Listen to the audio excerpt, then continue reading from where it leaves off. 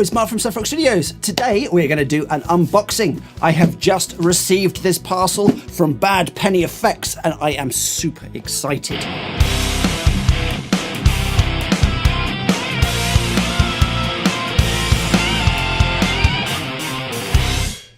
Inside should have four amazing pedals. And not only are they amazing sounding, but they're also pretty awesome to look at. So I thought it would be great to do a little bit of an unboxing today and see exactly what I got going on. So let's open the box.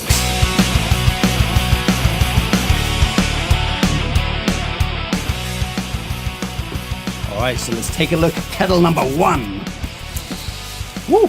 This is a train screamer. Now you may notice there's no box, and that is because this is an upcycled unit. It is actually originally an old power unit for a train, like a toy train, like one of those Hornby type things. And what we have inside is a TS808 similar circuit. So basically we're going to have a very similar sort of drive tone. An overdrive pedal. We've got obviously the standard foot engaging push switch on the top, and then we've got our three controls. So that will be probably volume, gain and tone, I'm assuming. So yeah, pretty awesome looking pedal. Look at the back of that. Look at the back of that. That is a pretty awesome looking pedal. No battery compartment, but we'll be running off a standard 9-volt PSA 240 type Boss power supply in it. Little wall wart, absolutely fine with that. Awesome looking pedal, really, really good. And nice metal chassis, so pretty sturdy. We'll be doing a video on this, just on this pedal by itself. Probably once I've made the video, there'll be a little card somewhere around here. Yeah, excellent. Check out for that. Look for future videos. Let's go on to pedal number two. Right, here we go. Wow, this is big. This is mega. I thought this was going to be small, like a little one of those MXR pedals, but no, what we have here is a smooth flow drive pedal.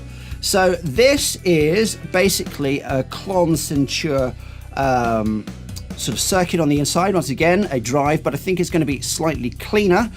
Similar sort of features to the other pedal, the Train Screamer, except this has a buffer switch on the side, so buffer on, buffer off. But once again, most likely to be a volume tone, and I think this one has a dual gain on it. So yeah, pretty cool looking pedal once again. Big chunky pedal, nice and metal. We've got a nice LED light in there that's going to be on when it's on. Once again, powered by wall wart only, no battery. So once again, video coming on this very, very soon. Check the card above. On to pedal number three. Alrighty, yes, this is what I was looking for. Okay, so this one, as you can see, is an old upcycled camera. In fact, it's a 1950s Kodak Brownie 620 camera, and it is a fuzz pedal. In fact, it has a similar circuit to the Arbiter fuzz face. It's going to go for a very vintagey tone, and looks like we have still got all the old viewfinders in. That's pretty awesome. I like that. It's got the in-out on the side, and then we've probably got volume, gain, tone. Don't think that one does anything. No. And then the foot switch. So there we go. So that looks pretty awesome. And if I remember correctly, I think it lights up blue, which is even better. If it lights up and all those lenses light up, that's wicked. It's going to look awesome. So again, video coming soon. Check the card. Right, final pedal. Final pedal. This one looks wicked. All right, this is the Fuzz Controller, and it is an upcycled Hornby controller. So once again, back on the old model trains. Pretty cool. So this one, if I remember correctly, has a silicon based transistor, but then it has two diodes in it, which can allow me to switch between two different tones.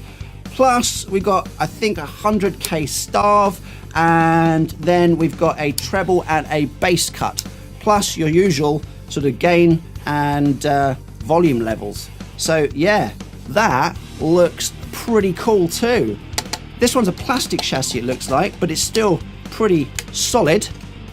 Nice, great little bolts on the side. But yeah, brilliant upcycled stuff, and I'm so looking forward to giving them a full-on audio playthrough and test. So yeah, brilliant. Bad Penny Effects, their website is badpennyeffects.com. They're based out in Seaford, down in East Sussex. So yeah, check out their website, because they have only a few, because they're upcycling. You've only got a few of these sort of chassis floating about, and when they find them, they're going to turn them into something awesome, an awesome audio tool, all handmade on the inside, hand wired, with proper top-notch sort of components. So I am so ready to give these a go. Excellent stuff. I've been Mark, Saphrox Studios. See you later.